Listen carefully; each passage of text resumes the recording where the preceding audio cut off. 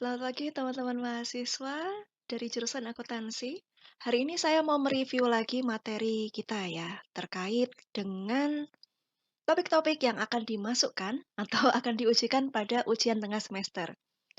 Alright, jadi kita sendiri setelah mempelajari 4 bab ya, pendahuluan, etika etiket, intrapersonal, interpersonal, dan yang baru kemarin adalah komunikasi kelompok. Nanti kita akan go through one by one ya. Kemudian saya rasa untuk slide ini saya sudah jelaskan waktu itu di kelas. Betul ya, saya sudah ngomong di kelas tentang topik-topik di sini. Proses komunikasi itu terdiri dari beberapa hmm, pihak. Ada beberapa pihak gitu. Kemudian ada medianya. Atau teman-teman bilang faktor ya, faktor dalam komunikasi. Berikutnya ya ada sender. Sender itu nama lainnya apa? Terus receiver nama lainnya apa? Kemudian kita juga mempelajari ada mitos dan realita komunikasi. Saya rasa teman-teman bisa langsung cek di penjelasan saya yang lalu ya. Kemudian ada yang namanya komunikasi verbal dan nonverbal. Ayo, beda ini keduanya itu beda, jangan sampai ketukar ya. Kalau verbal itu yang ada 4 hal, yaitu mulai dari membaca, kemudian mendengarkan, menulis, dan berbicara. Kalau nonverbal itu dengan lambang-lambang. Seperti Anda kedip mata ke temannya, janjian.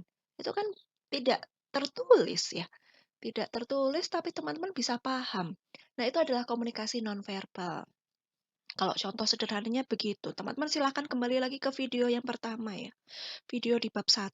Saya rasa saya menjelaskan banyak di sana. Kemudian juga ada komunikasi antar budaya. Ya, kita dibuka mata kita. Ya, mata kita seolah terbuka ya bahwa budaya itu begitu beragam. Teman-teman pun berikan contoh kemarin di pertemuan kita yang lalu bahwa kalau berjabat tangan itu di negara tertentu berapa kali ayunan. Kemudian apa yang bisa kita bawa sebagai hadiah untuk rekan dari negara tertentu. Tapi Anda juga nggak boleh melakukan sesuatu ketika bertemu dengan orang dari negara tertentu juga. Ya kan? Nah, itu adalah kekayaan budaya yang ada di dunia ini. So, teman-teman setelah membaca modulnya tentu akan mendapatkan banyak insight begitu ya. Di bab yang kedua adalah etika dan etiket. Ya, kedua hal ini berbeda. Jadi yang paling mudah itu adalah etiket. Ya, etiket itu sendiri adalah sopan santun. Ketika kita perlu untuk melakukan apabila ada orang lain di sekitar kita. Anda kalau makan dengan orang lain tentu makannya harus sopan ya.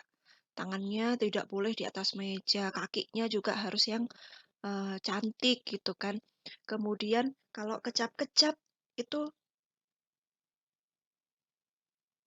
sebaiknya dikurangi, nggak kayak mukbang gitu ya. Nah, itu etiket berlaku ketika ada orang lain. Kita sopan kalau ada orang lain. But if you're alone in your room, ketika Anda berada di rumah sendirian, di kamar Anda sendirian, kalau teman-teman mau makan, kemudian ala-ala mukbang kakinya diangkat satu, itu sih fine ya, karena nggak nampak juga. Ya terserah Anda mau gimana. Tapi dipaksa untuk sopan ketika ada orang lain. Berbeda dengan etika. Mau ada atau tidak ada orang, kita harus melakukan sesuai dengan petunjuk tersebut. Anda sebagai akuntan nanti, tentu harus mengikuti etika akuntan yang baik. Melaporkan sesuai dengan apa yang seharusnya ya, sesuai dengan ketentuan. Kan tidak mungkin melaporkan sesuai dengan ketentuan ketika ada atasan aja. Kalau atasannya tidak tahu, nggak dilaporkan dengan baik. Tidak seperti itu kan? Nah, itu bedanya. Dan ada pelanggaran-pelanggaran etika dan etiket ya. Tolong diperhatikan, ya, pelanggaran etiket tentu jelas. Pelanggaran etika, ya beberapa pelanggaran etika juga termasuk pelanggaran atau bentuk kriminal. Seperti misalnya membunuh. Wah, kalau dokter sampai membunuh pasiennya, wah ini kan juga melanggar hukum ya. Jadi ada beberapa banyak contoh yang bersinggungan antara etika dan juga aturan. Mohon teman-teman pahami bahwa etika itu biasanya berkaitan dengan profesi, serta tertulis, begitu ya. Oke. Saya rasa cukup. Kemudian yang bab selanjutnya ya, intrapersonal, yaitu adalah mmm, proses untuk pengelolaan informasi dalam diri sendiri. Bagaimana Anda mendapatkan atau mengolah informasi yang Anda terima melalui panca indera Anda. Nah, ini proses ada di diri kita. Ada 4 tahap, yaitu dari sensasi yang diterima oleh panca indera, kemudian masuk ke persepsi, bagaimana Anda menilai ya, sensasi yang Anda terima tadi Anda nilai seperti apa. Dan biasanya prosesnya berlanjut dengan memori, yaitu Anda mengingat ada database yang ada di otak Anda, kemudian ya di database itu Anda coba gali lagi ingatan yang ada dalam memori tersebut yang berkaitan dengan apa yang Anda terima ini tadi. Langkah selanjutnya adalah berpikir. Berpikir ini bisa berpikir kritis, untuk memberikan feedback pada orang yang ya atau media yang memberikan informasi pada Anda tadi. Nah, 4 tahap ini itu secara berurutan, ya, wajib berurutan ya, dan jika tahap sebelumnya terganggu, maka tahap berikutnya akan, mmm, terkena dampaknya juga. Saya rasa cukup ya, ada beberapa jenis berpikir. Ada beberapa jenis berpikir di buku disebutkan ada berpikir yang kritis, kemudian ada berpikir yang sesuai dengan realita dan juga ada berpikir yang berupa khayalan. Apa sajakah itu? Silahkan kembali lagi ke modul Anda masing-masing. Bab berikutnya adalah interpersonal, komunikasi dengan orang lain. Jika sebelumnya kita tadi sudah mengelola informasi dalam diri sendiri, nah di sini, nah sekarang kita siap untuk berkomunikasi dengan orang lain. Ada banyak yang kita juga pelajari ya kemarin di kelas ya. Nah, nanti hari ini saya akan tambahkan beberapa topik yang saya rasa penting. Anda bisa pelajari juga terkait dengan komunikasi antar pribadi atau interpersonal ini. Karena kita akan membahas yang namanya ini, teman-teman. Kita akan membahas tipe kepemimpinan yang belum banyak ter tersaji pada komunikasi interpersonal. Saya rasa muncul sedikit di komunikasi kelompok ya, namun saya rasa perlu untuk saya jelaskan lebih lanjut. Alright, di pertemuan yang lalu teman-teman juga sudah melakukan pengamatan ya. Saya meneliti ceritanya, saya meneliti apa yang telah Anda lakukan. Saya juga melihat bagaimana pemahaman dari teman-teman atas topik-topik yang pernah kita pelajari. Oh, saya senang sekali beberapa dari mahasiswa mungkin contoh seperti ini ya, benar-benar melakukan yang terbaik untuk pengamatan kali ini. Wah, good job. Sudah bisa mengaplikasikan antara teori yang kemarin dan ternyata benar ada terjadi pada saat kita komunikasi kan. Nah, namun saya berikan beberapa contoh yang kurang ya. Nah, ini nih. Misalnya termasuk dalam komunikasi nonverbal. Nonverbal itu dengan gerakan tubuh atau kinesik. Kemudian eh, cara pengucapan, penyampaian dengan bahasa Inggris, juga bahasa Melayu katanya paralinguistik kurang tepat ya. Yang kurang tepat di sini karena penyampaian menggunakan bahasa Inggris, bahasa Melayu termasuk komunikasi verbal. Kemudian yang ini verbal ya harusnya ya. Kok paralinguistik tuh ketika ketika narasumber sendiri tidak terlalu yakin dengan pertanyaannya atau dengan jawaban yang diberikan, maka beliau menggunakan volume yang sedikit lebih rendah dibanding sebelumnya. Kemudian nadanya pun juga kita tangkap sebagai nada yang cukup menggantung, ragu, nadanya ya seperti itu teman-teman.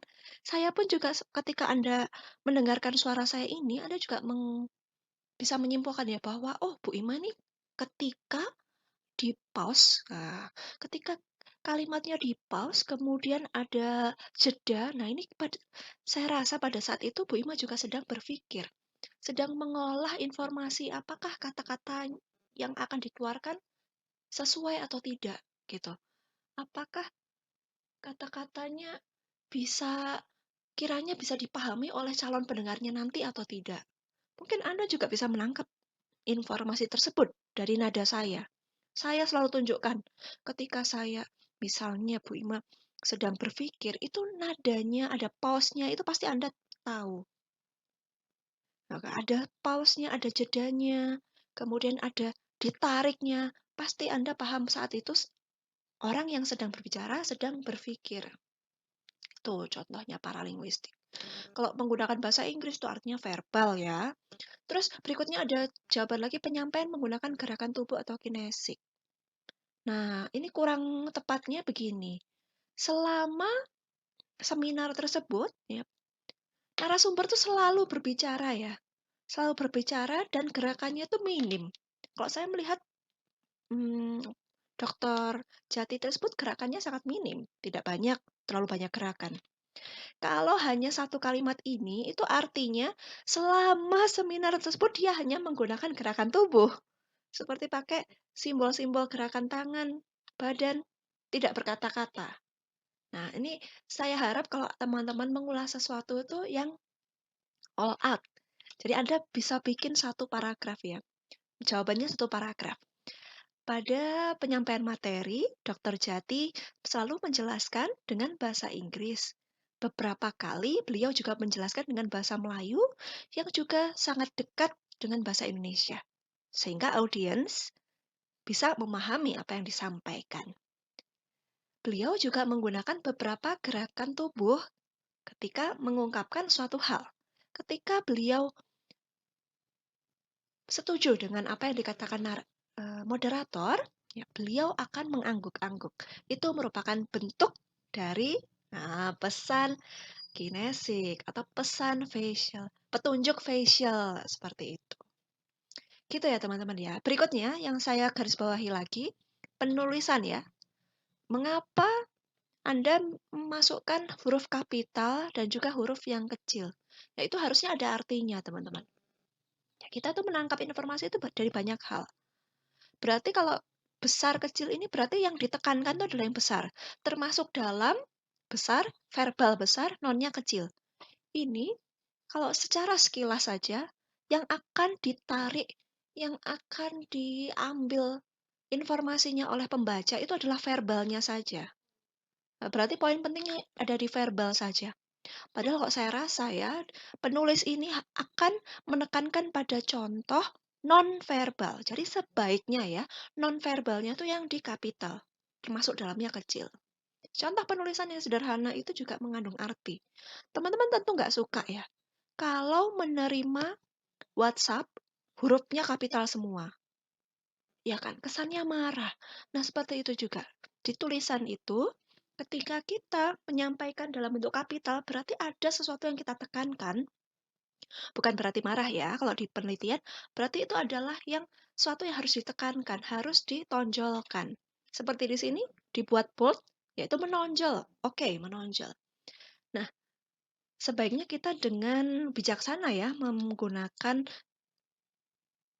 baik itu kapital maupun huruf tebal, karena itu juga memberikan suatu makna. Oke, saya rasa ada beberapa contoh yang kurang, tapi saya pikir sudah saya jelaskan di kelas ya. Nah, kemudian saya juga tuliskan waktu itu overall typo. Typo itu artinya teman-teman tidak memeriksa lagi.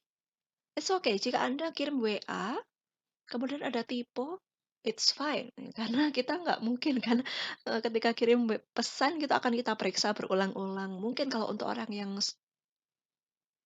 orang yang penting kita periksa lagi. Namun untuk komunikasi biasa wajar. Tetapi untuk ujian, untuk tugas, kemudian ya untuk laporan semacam ini sebaiknya diperiksa lagi supaya tidak ada typo. Silakan teman-teman gunakan aplikasi di ini ya, di Word itu Anda set language-nya sebagai bahasa Indonesia. Nanti ketika ada kata yang ejaannya salah atau typo, maka dia akan memberikan garis garis di bawahnya garis merah, gitu. Kalau Anda misalnya ngetik dalam bahasa Inggris, set word Anda dalam bahasa Inggris bahasanya. Nanti kalau ada yang salah ketik gitu, ada tiponya, maka dia memberikan garis merah. Jadi di Word itu ada maknanya ya, garis merah kalau Anda ngetik itu. Saya rasa di sini tadi ada ya? Oh no, enggak. Tidak ada yang saya munculkan. Overall typo, kemudian explore, digali. Anda boleh berkreasi ya. Jangan hanya yang ada di permukaan saja, Anda bisa gali lagi. Apakah makna dari suatu hal? Ya, namanya juga berpikir kritis ya teman-teman ya. Begitu. Oke, dan saya rasa tugasnya juga yang kemarin itu tidak terlalu mepet kan ya? Anda sudah saya ceritakan petunjuknya waktu kelas, kemudian waktu seminar Anda sudah mengumpulkan screenshot-screenshot gitu ya, kemudian dikirimkan sampai pada hari itu. Saya bilangnya pada hari itu, berarti sampai malam jam 11.59 malam boleh Anda kirimkan. Saya rasa tidak mepet kan? Karena Anda kan sampai sore aja kemarin. Sore kemudian bisa istirahat, kemudian malam gitu, jam 7 malam bisa coba dicek lagi, kemudian diunggah, kan masih ada waktu. Nah, ini teman-teman, kalau misalnya Anda mau screenshot ya, teman-teman lagi ngikuti seminar, kemudian Anda perlu screenshot. Ini saya tunjukkan screenshot ya. Saya screenshot, klik, nah gitu. Kemudian Kemudian saya mau screenshot lagi di slide lain. Enggak di-paste dulu nggak apa-apa. Anda screenshot dulu.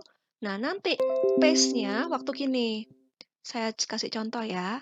Di Windows nih ada nih. Jadi kalau teman-teman tekan lambang Windows sama lambang V. Nah, nanti muncul clipboard. Nah, ini adalah apa saja yang tadi sudah saya print screen. Saya bisa tekan lagi. Ctrl V lagi. Saya bisa pilih yang ini gitu. Gitu, jadi nggak harus copy, terus dipindah dulu paste, kemudian copy paste. Ada caranya juga, jadi paste-nya sekalian gitu. Ya, ice breaking sebentar ya teman-teman ya. Jadi saya mau mengajak teman-teman untuk melakukan suatu pemeriksaan diri. Apakah itu? Jadi teman-teman bisa pergi ke website ini, ya bisa dilihat ya di URL bar. Kemudian atau Anda bisa klik di description box, mungkin ada linknya, atau jika Anda butuh linknya, bisa WA saya ya, nanti saya kirimkan. Nah, teman-teman silahkan pilih karakter mana yang benar-benar mewakili diri Anda. Baik Anda suka atau tidak suka, jujurlah dan coba isi sesuai dengan kejujuran. Sesuai dengan diri Anda sejujur-jujurnya, gitu maksud saya. Nanti di akhir tes ini, ketika Anda sudah selesaikan semua, maka akan memberikan suatu jawaban, memberikan suatu em, saran juga ya, ringkasan juga ya, ringkasan bagaimana sih tipe diri Anda itu. Kemudian biasanya suatu tipe juga punya kelemahan. Apakah saran-saran dari seorang ahli untuk mengatasi kelemahan Anda? Nah, itu juga ada muncul di sini nih. Nah, banyak dan saya yakin ini sangat penting, sangat bermanfaat bagi kita. Karena dengan mengetahui diri sendiri, maka kita siap untuk bertemu dengan orang lain. Ketika Anda mengetahui kepribadian orang lain juga, maka Anda tahu bagaimana harus bersikap. Let's say, katakanlah teman Anda seorang yang melankolis, yang tipe pemikir pendiam. Bagaimana cara kita untuk mendekati orang tersebut? Nah, jika Anda memahami 4 personality ini, maka akan memberikan gambaran dan juga saran-saran bagaimana kita um, memperbaiki diri. Dan juga bagaimana kita bisa bersikap pada orang-orang dengan tipe tertentu. Silakan dicoba ya, semoga ini memberikan gambaran bagi kita ya, bagaimana tipe kita yang sebetulnya. Alright, kita lanjut lagi ke materi. Let's go! Terdapat beberapa hal yang penting dalam komunikasi interpersonal atau antar pribadi ya, yang belum muncul pada modul kita. Ya, itu saya letakkan di sini ya. Oke. Nah, jadi ada yang namanya gaya kepemimpinan. Terdapat teori X dan Y oleh Douglas McGregor. Jadi beliau adalah seorang ahli ya, dan membagi karyawan itu menjadi dua tipe, teori X dan teori Y. Untuk teori X, itu karyawan cenderung tidak suka bekerja. Jika mungkin akan menghindarinya. Karyawan ingin selalu diarahkan sehingga manajer harus selalu mengawasi kerja. Tentu teman-teman membaca informasi yang ada di slide ini, tentu Anda juga bisa menyimpulkannya. Seperti pada perkuliahan, Anda punya beberapa teman, atau di waktu sekolah dulu ya, ada teman yang memang sangat enggan sekali untuk melakukan tugasnya sebagai pelajar. Kalau bisa, skip aja, bolos, dan seterusnya. Namun, namun ada juga yang teori Y, bahwa karyawan suka bekerja, atau rekan Anda tadi memang punya tanggung jawab sendiri saat sekolah, saat berkuliah. Ya, tentu memang berat tapi dilakukan dan memiliki komitmen serta bertanggung jawab pada saat melakukan pekerjaan. Nah, kalau Anda termasuk yang mana ya? Yang X atau Y? Nah, ini adalah hal yang perlu kita perhatikan ya. Kita akan menemukan orang-orang yang akan ya termasuk dalam teori X dan orang yang termasuk di teori Y. Jika Anda nanti, ya Anda kan calon pemimpin, untuk rekan-rekan Anda atau anak buah Anda itu Anda periksa ya. Termasuk yang mana mereka itu? Yang X atau Y? Karena jika karyawan termasuk dalam suatu tipe tertentu, maka cara untuk menangani, gimana ya, bagaimana kita berhadapan dengan orang tersebut harus berbeda. Secara khusus, jika kita punya karyawan dengan teori yang termasuk di teori X ini, maka kita harus ekstra menjaga, selalu mengawasi, selalu mengarahkan. Begitu, karena mereka pasti akan mencoba untuk menghindari tugas-tugasnya. Nah, ini yang teman-teman perlu tahu. Nanti di UKM, ya adik kelas Anda misalnya atau rekan Anda ada yang termasuk nih, termasuk sama yang masalah ini kan yang X nih, termasuk dengan yang di teori X ini. Bagaimana kita harusnya bersikap? Nah, tentu teman-teman sudah bisa menarik kesimpulan ya. Oke, ada 4 gaya kepemimpinan, mengarahkan selalu bila karyawannya belum punya pengalaman. Ini tidak hanya karyawan ya, bisa juga dengan junior Anda di UKM, atau ya dimanapun di organisasi kalau punya junior yang nggak punya pengalaman maka perlu untuk diarahkan terus. Kemudian dibekali bila sudah punya cukup pengalaman. Kalau sudah tahu tekniknya, ya didukung atau kalau sudah benar-benar paham, jago tinggal didelegasikan. Hal berikutnya yang perlu Anda ketahui adalah kebutuhan manusia. Jadi manusia itu secara umum ya punya 5 kebutuhan. Mulai dari yang bawah yang paling dasar sampai yang paling tinggi. Tentu kita butuh untuk bertahan hidup. Itu Anda membutuhkan ya kebutuhan-kebutuhan fisiologis ya. Makan, ya dan seterusnya. Setelah Anda terpenuhi yang ini, kemudian mulai naik ke rasa aman dan nyaman. Berikutnya lagi berkaitan dengan kemasyarakatan. Berikutnya lagi ingin diakui, ingin punya penghargaan, kedudukan tingkat sosial. Dan yang paling tinggi adalah aktualisasi diri, yaitu di mana kita ingin inovasi, ingin mengembangkan diri, menumbuhkan kreativitas. Kalau menurut teman-teman sampai sekarang, mana yang sudah terpenuhi dan mana yang belum? Ya, logikanya berarti yang dasar dulu yang dipenuhi, kemudian berikutnya naik ke atas. Berikutnya, mendengarkan juga merupakan satu keahlian. Saya harap teman-teman setelah mempelajari mata kuliah komunikasi bisnis ini, tidak hanya bisa berbicara atau tidak hanya pintar pada ujian saja, namun Anda juga bisa menjadi pendengar yang baik. Selain itu, teman-teman bisa baca ya, di Google Drive juga ada materi ini di bab komunikasi interpersonal. Saya akan lanjut ke pertanyaan teman-teman yang lalu ya. Pertanyaannya, Saya masih bingung membedakan etiket dan komunikasi nonverbal. Oke, ini hal kalau saya coba untuk pahami ya, saya rasa mahasiswa yang bertanya ini adalah bertanya, "Bu, etika dan etiket itu bedanya apa?" Tadi sudah saya jelaskan ya, kalau etiket tuh sopan santun ketika ada orang lain. Kalau nggak ada orang lain, nggak perlu, itu namanya etiket. Tapi kalau etika biasanya berkaitan dengan profesi dan harus selalu dilakukan, baik ada atau tidak ada orang. Contoh lagi, etiket. Etiket adalah sopan santun di meja makan. Ya, kalau Anda sedang makan dengan keluarga orang lain, tentu harus sopan. Ketika sendiri, bebas. Namun etika, ya etika seorang pelajar yang baik, nah, etika seorang pelajar yang baik. Anda profesinya pelajar kan? Ya, ada etikanya, ada tertulis di kode etik. Etikanya adalah Anda mengikuti dan menaati seluruh peraturan, menggunakan seragam sesuai yang ditentukan. Kemudian menjunjung tinggi moral-moral yang berkaitan dengan ya nilai dan moral yang disepakati. Ah, itu ya. Jadi mau tidak ada orang atau mau ada orang, kita tetap harus menjunjung tinggi moral yang baik kan? Nah, itu adalah etika. Itu ya bedanya etiket dan etika. Terus pertanyaan berikutnya yang kedua, komunikasi verbal dan nonverbal. Oh, tadi juga saya udah jawab.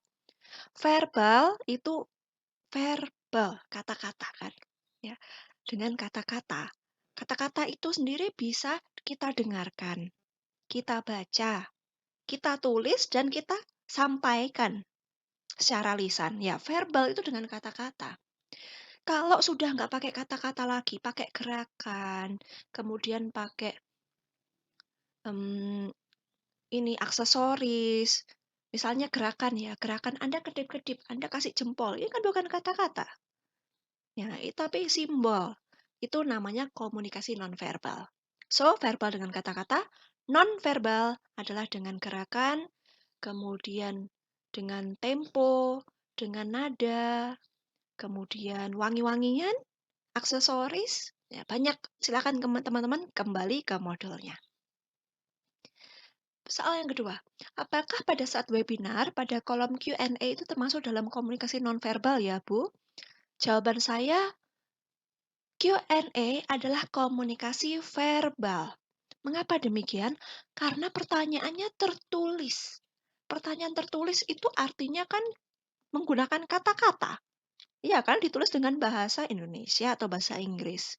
Sehingga kita sebutkan dia adalah verbal. Ada yang memberikan, panitia memberikan informasi menggunakan informasi di chat box. Itu adalah komunikasi verbal karena gunakan kata-kata. Narasumber menyampaikan informasi dengan menggunakan bahasa Inggris dan bahasa Melayu. Itu adalah verbal karena menggunakan kata-kata. Berbeda dengan ini. Di akhir sambutannya, Ibu Ketua Jurusan mengatupkan kedua tangan, kemudian di depan dada, kemudian tersenyum dan mengangguk.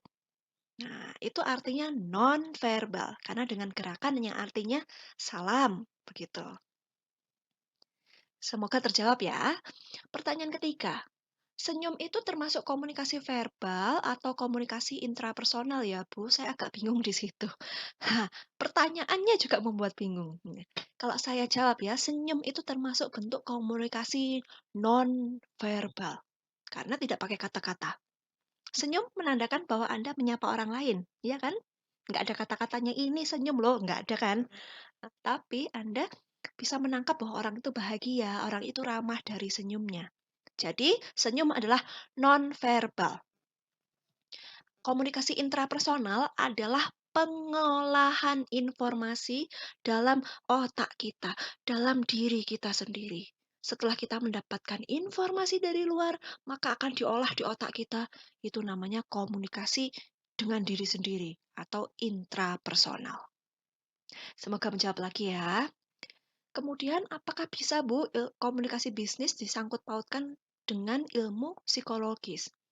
Probably Namun di materi ini ya, saya tidak akan menjelaskan psikologis sama sekali, bukan bidang saya. Nanti salah. Ya, beberapa hal yang memang terkait mungkin akan kita bahas di kelas. Apakah berkaitan, Bu? Ya, kayaknya semua hal juga bisa ya dikaitkan ya. Heeh, dan dekat juga antara komunikasi bisnis kan kita melihat orang lain, melihat diri kita. Diri kita sendiri kan juga bisa dipelajari dari psikologis. Hmm, begitu ya. Tapi saya tekankan lagi, jawabannya mungkin terkait, dalam beberapa hal terkait. Namun kita tidak paham, tidak detil, benar-benar terjun dalam psikologis ya. Kita hanya fokus pada komunikasi bisnis yang artinya, perhatikan bagaimana kita berkomunikasi dengan pihak lain berkaitan dengan bidang-bidang bisnis, gitu. Kemudian pertanyaan berikutnya, intrapersonal. Salah memahami dan pada prakteknya masih bingung untuk mengidentifikasi apakah seseorang sedang melakukan komunikasi intrapersonal. Jadi, saya ulangi lagi ya, intrapersonal itu pengolahan informasi dalam seorang individu. Bayangkan sekarang diri kita sendiri ya, sendiri, diri kita satu orang ini. Anda mendengar sesuatu terus mengolah informasi dalam diri kita. Itu namanya intrapersonal. Tapi ketika kita berbicara dengan orang lain, ya ada timbal balik saut-sautan. Hai, apa kabar? Kabar baik, kamu gimana? Oh, saya juga baik. Bapak Ibu sehat. Nah, kalau ada pertanyaan yang ada imbal balik seperti itu, sudah termasuk interpersonal. Jadi, intra hanya yang di diri kita sendiri. Atau, ya, Anda melihat seseorang ya, seorang itu kelihatan sedang mikir. Baru membaca koran, kemudian dia mikir. Pada saat itu, orang yang Anda lihat sedang melakukan komunikasi intrapersonal ya. Dia mencerna informasi dari koran yang dibaca di otaknya. Tapi kemudian ketika orang tersebut kemudian cerita sama Anda, berita hari ini loh, heboh. Nah, itu udah termasuk sudah komunikasi dua arah, karena pun sudah cerita ke kita, makanya namanya jadi interpersonal. Apakah boleh ada salah satunya hilang? Ya, biasanya jawaban saya tidak ya, karena mereka berempat itu adalah tahapan yang harus selalu ada. Jika kurang ya, jika salah satu terganggu, maka tahap berikutnya pun juga akan terkena imbasnya.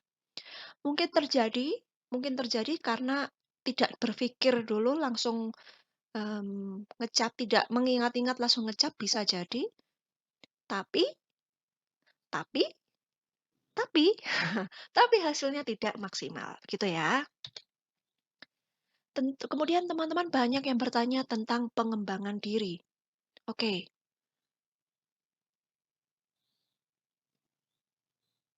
saya rasa tidak banyak akan kita bahas di UTS. Saya skip dulu ya. Oke, yes. Sekarang saya mau ajak teman-teman ke Google Drive. Ya, di Google Drive ini ada folder-folder ya, bab 1, ya ada PPT dan juga ada materi-materi. Silakan Anda baca. Ini sumber kita. Bab 2, 3, 4. Nah, di 4 ini ada PPT tambahan ya. Teman-teman bisa baca. Kemudian bab selanjutnya, dan teman-teman lihat loh dong di Google Drive itu ada PPT Joko Purwanto.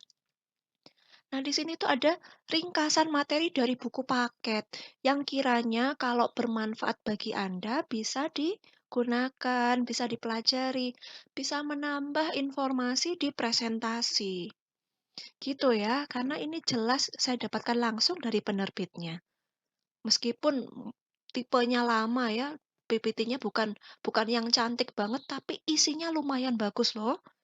Dan jelas, ini sudah terbukti dan sumbernya jelas, Anda bisa gunakan. Jadi bahan belajar. Oke, untuk Google Drive itu, kemudian teman-teman bisa pelajari saja, baca saja modulnya. Kemudian Anda bisa pelajari juga kemarin folder pengumpulan soal-soal pilihan ganda karena beberapa soal bisa, Anda dapatkan dari situ, gitu ya. Saya rasa saya juga perlu tambahkan di komunikasi intrapersonal ini ya. Jadi secara umum ini adalah proses pengolahan informasi dalam diri sendiri. Diri sendiri itu pada diri Anda ya, atau Anda bisa melihat orang lain melakukan komunikasi intrapersonal ya. Seseorang, misalnya Dokter Jati melakukan komunikasi intrapersonal dalam diri Dokter Jati sendiri. Nah, ketika beliau memberikan jeda pada saat bicara, beliau melihat ke atas. Nah, pada saat itu beliau pasti sedang mikir ya, mikir atas mungkin statement yang dikatakan Bu Nurindah, kemudian beliau menangkap, "Hmm, sepertinya saya harus jawab seperti ini," kayak gitu. Alright, saya mau beri contoh 4 tahap yang ada di komunikasi intrapersonal, yaitu pertama adalah sensasi ya, sense menggunakan indera, yaitu bagaimana alat indera kita menangkap stimuli dari luar. Misalnya, ketika kita melihat sesuatu, mendengarkan suara, mencicipi masakan, mencium wangi parfum, atau merasakan ya dengan kulit kita halusnya kain sutra. Jadi, sensasi adalah proses di mana em, kita menangkap informasi dengan menggunakan panca indera. Kemudian berikutnya adalah persepsi, bagaimana seseorang menyimpulkan informasi atau menafsirkan pesan tersebut. Saya beri contoh. Ya, Anda sedang berjalan-jalan kemudian mencium ya melewati sebuah stall parfum, kemudian Anda, hidung Anda kan mencium, wah bau parfumnya wangi ya. Bau bau parfumnya ini bau-bau seperti melati, seperti green tea atau melati begitu. Kemudian persepsi Anda bisa simpulkan, bau ini enak, bagi saya ini menyenangkan. Nah, itu kan kita menafsirkan bau parfum melati tadi, Anda merasa suka atau Anda senang menciumnya. Berikutnya, di tahap ketiga adalah memori. Ketika Anda mencium parfum tersebut, kemudian ingat ya, otak Anda tuh mengingat-ingat, bau parfum ini tuh mirip sama parfumnya teman tertentu. Nah, kan ada database yang di otak Anda tuh seperti menggali lagi informasi. Baunya mirip ya sama parfum seseorang ya, sama mantan gitu misalnya. Nah, berikutnya setelah tahap pertama tadi sensasi ketika Anda tadi mencium bau parfum, kemudian persepsi Anda katakan, "Wah, bau parfumnya enak." Tahap memori itu ketika Anda bisa bilang, "Wah, bau parfumnya ini menyenangkan. Bau parfumnya ini mirip sama parfum seseorang." Kemudian Anda berpikir, tahap keempat berpikir, "Alah, bau parfum mantan lagi yang lalu biarlah berlalu, sudah lupakan." Begitu. Atau Anda berpikir, "Wah, baunya enak, bau parfumnya enak. Saya kangen mantan saya telepon ah mantan saya lagi." Atau berpikirnya begini, berpikirnya mmm, yang ini ya, melamun ya, "Aduh, seandainya saya dulu melakukan ini, pasti dunia akan lebih baik lagi." Alright, itu tadi ice breaking ya. Ya, tahap keempat berpikir, Anda merasa, wah parfumnya baunya enak, seperti bau mantan. Coba saya beli parfum itu untuk mengobati rasa kangen saya. Contoh itu tadi kalau menggunakan komunikasi intrapersonal ya dengan parfum. Atau mungkin kita kasih contoh yang lain ya. Tadi ada me- melihat gambar. Oke, Anda melihat ada gambar smiley ya, gambar smiley itu, mmm, ya seperti ini, smiley face. Oke, Anda melihat ada gambar seperti ini nih. Ya, Anda melihat yang gambar kanan ini ya? Oke. Wah, ini gambarnya kuning, ada ulat bulunya 2, kemudian ada ini buku, ada kertas-kertas. Bukan ya, jadi ini adalah lambang bahwa objek tersebut sedang tersenyum. Tersenyum sampai matanya tertutup dan senyumnya lebar sekali. Alright. Kemudian ya sensasi yaitu mata mata kita menangkap gambar ini ya. Karena adanya cahaya, kita bisa melihat gambar ini. Berikutnya, persepsi. Nah, ini kan hanya gambar ya, hanya kuning, ada lingkaran kuning, ada gambar ulat bulu, ada gambar ini. Tapi Anda tahu, Anda bisa persepsikan bahwa itu adalah wajah tersenyum, dan Anda bisa persepsikan bahwa ini adalah emoticon ya, yang dikirimkan ketika pengirim pesan itu menampilkan bahwa menampilkan reaksi yang bahagia. Betul ya? Nah, tahap kedua persepsi, oh berarti ini pengirim pesannya bahagia, tersenyum, tertawa lebih tepatnya mungkin ya. Kemudian memori di tahap ketiga ya, tahap ketiga adalah memori, Anda mengingat-ingat, ada orang yang paling sering menggunakan emoticon seperti ini.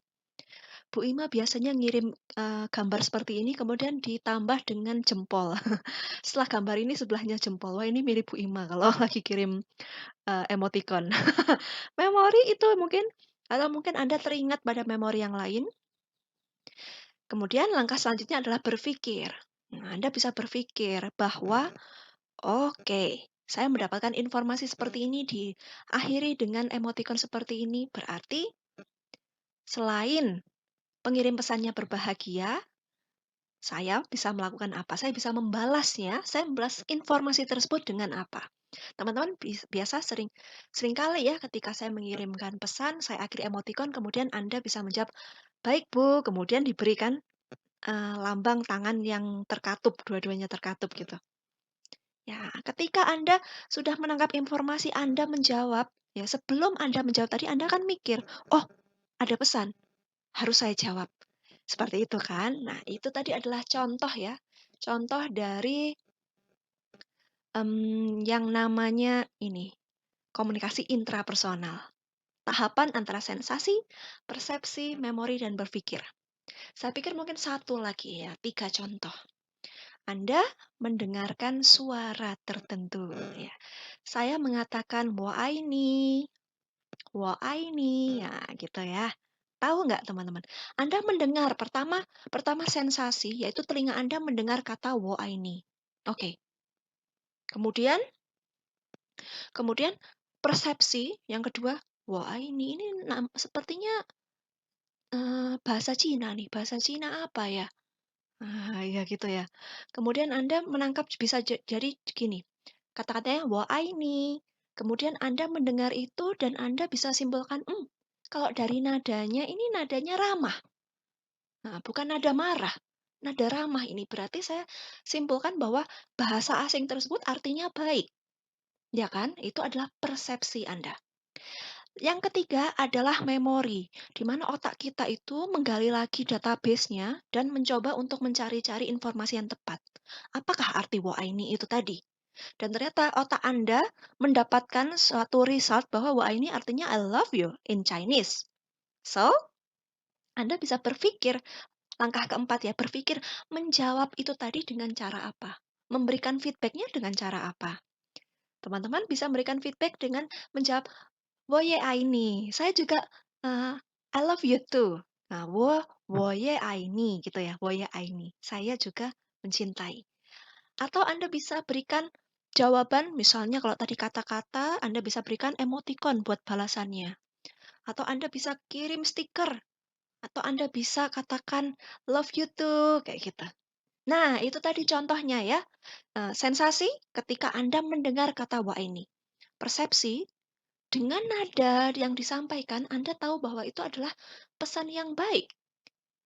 Kemudian ketiga, Anda mencoba lagi mencari di database otak Anda, apa makna dari bahasa Cina tersebut. Dan setelah Anda temukan, Anda berpikir bagaimana memberikan feedback atas informasi atau atas apa yang Anda dapatkan tadi. Ya, sudah 3 hal ya, sudah 3 contoh komunikasi intrapersonal. Semoga bisa membantu Anda semuanya.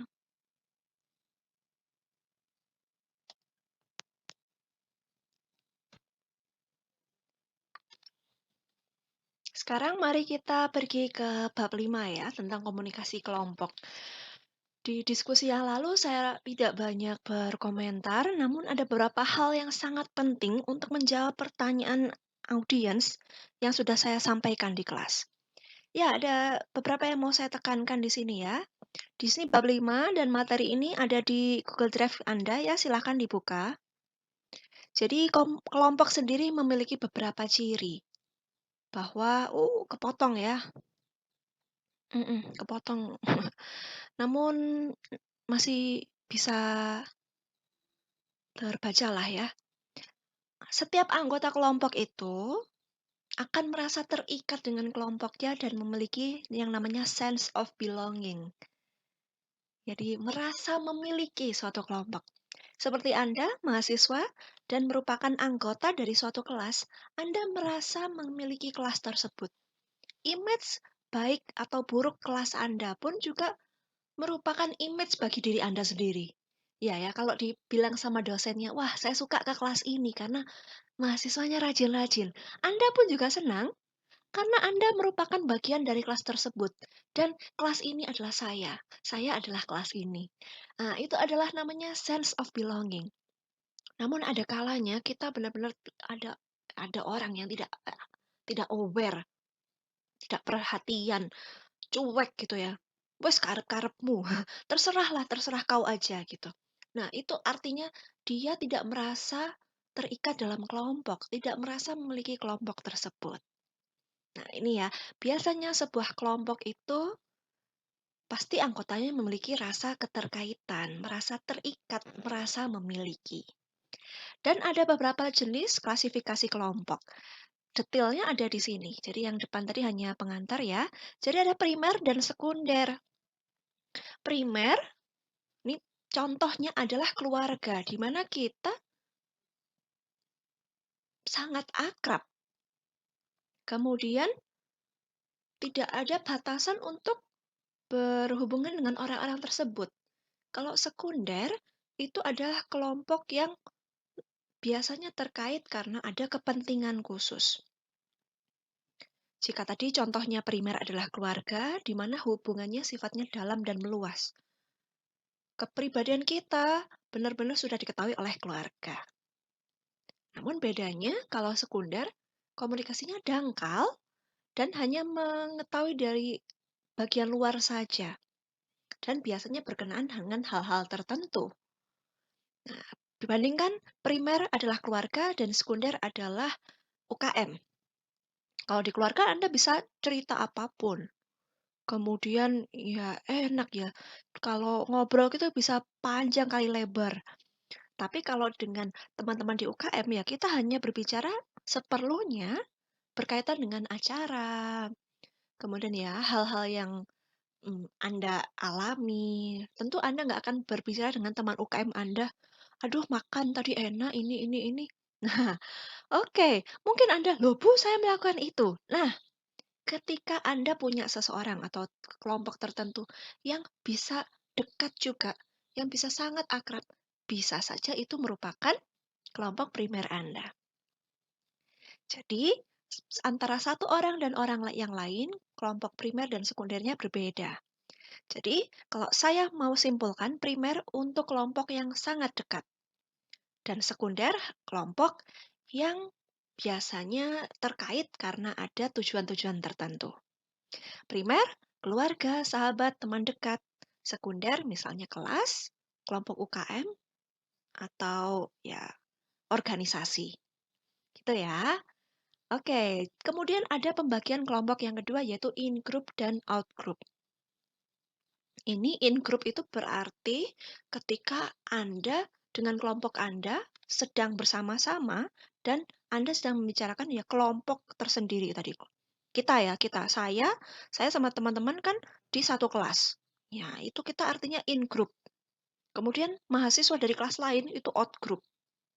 Gitu ya. Jadi in-group adalah ya kita-kita ini, kami ini. Out-group adalah mereka.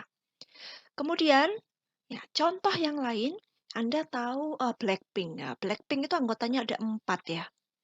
Blackpink ada anggotanya 4 orang ya. Mereka in grupnya adalah mereka berempat. Kita fans bukan ya penonton ya, katakanlah penonton ketika mereka tampil. Ya penonton ini adalah out group dari Blackpink tadi.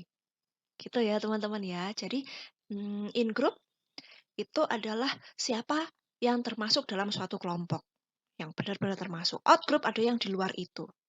Jadi kalau kita adalah anggota teman-teman sekelas, ya on group adalah kita semua. Out group-nya adalah orang atau mahasiswa dari kelas lain. Contoh yang berbeda, Blackpink adalah satu kelompok, yang mereka berempat adalah in group, dan kita, orang yang menonton adalah out group. Contohnya gitu. Kemudian berikutnya adalah kelompok keanggotaan, yaitu kelompok yang seseorang secara resmi melakukan prosedur tertentu untuk menjadi anggota kelompok. Teman-teman kemarin mendaftar UKM harus mengikuti pendaftaran, seleksi, yang diklat, apa-apa banyak ya tahapnya untuk menjadi seorang anggota. Nah, itu adalah kelompok keanggotaan. Namun kelompok rujukan adalah kelompok yang dijadikan alat ukur untuk menilai diri sendiri atau membentuk sikap. Contoh, kelompok rujukan, kita sedang berbicara di kelas, kemudian ada yang memberi contoh. Ada dosen yang bercerita dan memberi contoh. Teman-teman, yang rajin lah, lihat itu loh kakak-kakak kelasnya yang kemarin baru ikut lomba, mereka menang mendapatkan medali emas. Nah, kakak-kakakmu tadi, Mas dan Mbak itu tadi setiap hari selain kuliah juga melakukan hobinya. Hobinya nonton, tapi nontonnya bahasa Inggris dengan subtitle bahasa Inggris. Nonton bahasa Inggris jadi mendengar bahasa Inggris, membacanya pun subtitle bahasa Inggris. Akhirnya mereka semua terbiasa untuk membaca, mendengar, dan menirukan apa yang didengar tadi dengan menggunakan bahasa Inggris. Ya, nonton bukan berarti hal yang buruk ya, bisa jadi hal yang baik. Dengan catatan ya seperti itu. Ketika dosen tadi bercerita kakak kelas kita yang baru menang lomba dan menceritakan bagaimana aktivitasnya setiap hari selain kuliah, tapi nonton-nonton yang bermanfaat. Nah, mereka itu tadi ya, adalah kelompok rujukan. Kakak kelas tadi mungkin tidak kenal sebelumnya ya, kakak kelasnya dicomot-dicomot kemudian dilatih untuk mengikuti suatu lomba. Secara tidak langsung, ya mereka menjadi sebuah kelompok rujukan di mana kita ya bisa meniru, mencontoh kelompok rujukan tadi. Kita sebagai adik kelasnya kan bisa menilai, membentuk sikap kita agar mirip dengan kakak kelas tadi. Yang dianggap bagus ditiru karena dampaknya, efeknya baik Anda tiru gitu ya.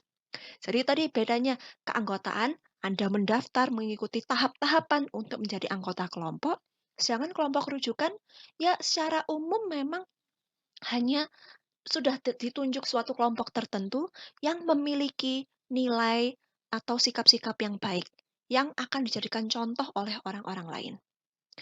Kemarin saya dengar juga ada yang memberikan contoh, ada satu kelas yang memberikan contohnya kurang tepat ya. Mungkin saya berikan contoh yang tepat ya. Anda mungkin tipe pelajar ya teman-teman bilang, "Saya ini biasa-biasa aja."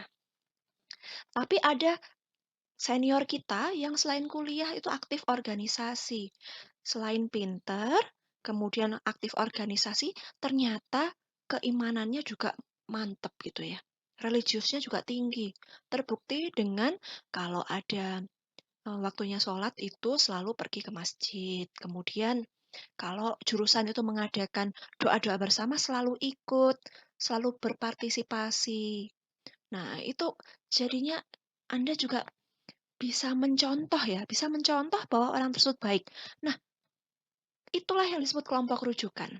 Jika ada orang-orang atau sekelompok orang yang memiliki nilai-nilai dan sikap-sikap yang baik, bisa kita contoh, bisa dicontoh oleh pihak lain, itu bisa disebut dengan kelompok rujukan. Seperti itu ya. Kemudian kita lanjut ke berikutnya. Ya, kelompok rujukan punya beberapa fungsi. Alright, teman-teman bisa membaca di sini. Berikutnya ada kelompok deskriptif dan preskriptif. Deskriptif itu pembentukannya secara alamiah. Teman-teman menjadi anggota dari suku Jawa, apakah mendaftar? Nah, bagi Anda yang dari suku lain, apakah Anda mendaftar menjadi suku tersebut? Tidak ya.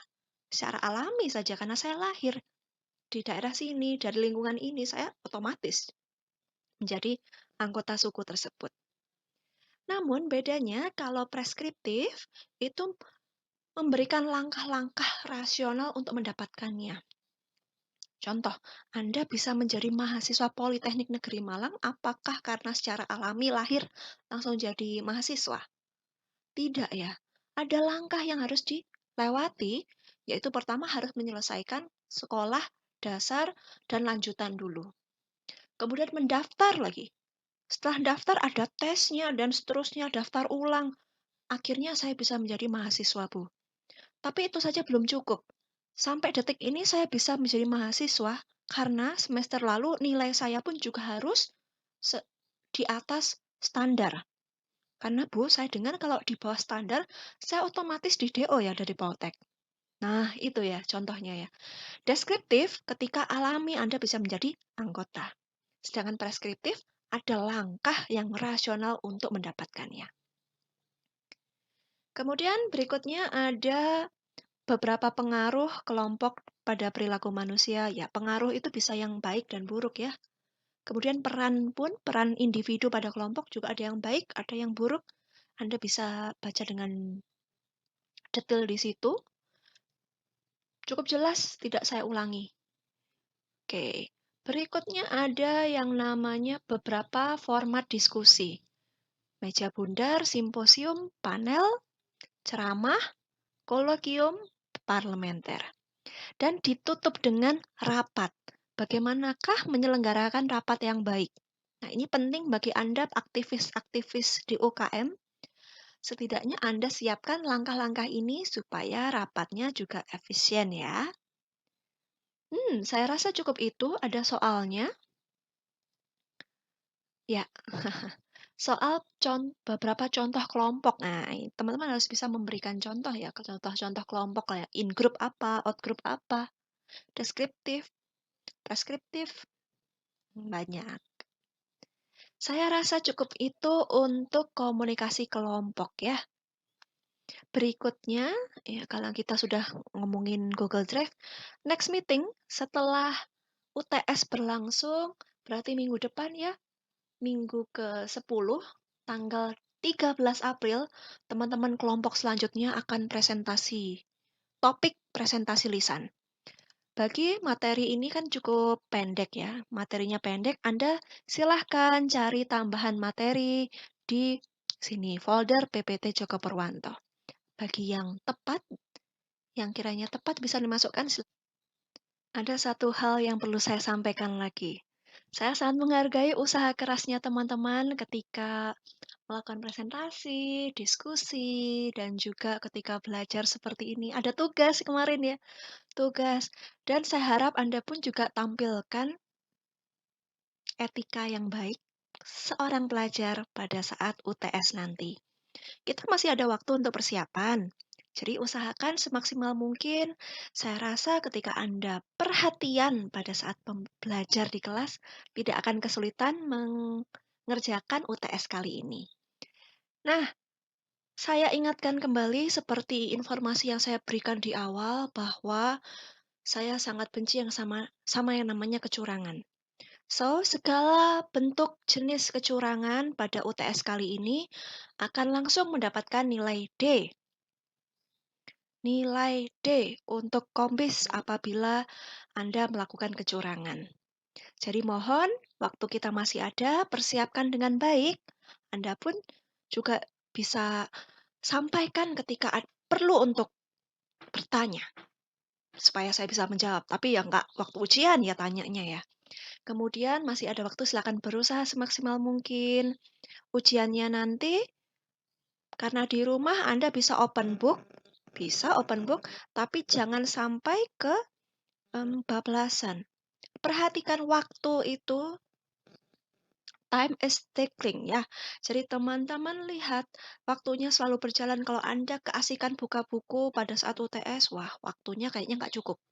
So, teman-teman silahkan pelajari di awal untuk hal-hal yang benar-benar Anda lupa aja baru buka buku. Kemudian hanya buku saja ya catatan Anda. Tidak bisa tukar-tukaran jawaban sama temannya. So, segala jenis kecurangan, kembali lagi saya ingatkan, akan mendapatkan nilai D. Jadi mohon kerja kerasnya, usahanya sendiri. Saya rasa informasi dari saya mengakhiri review materi ini cukup sampai di sini ya. Silahkan teman-teman gunakan waktunya untuk belajar dan semoga sukses.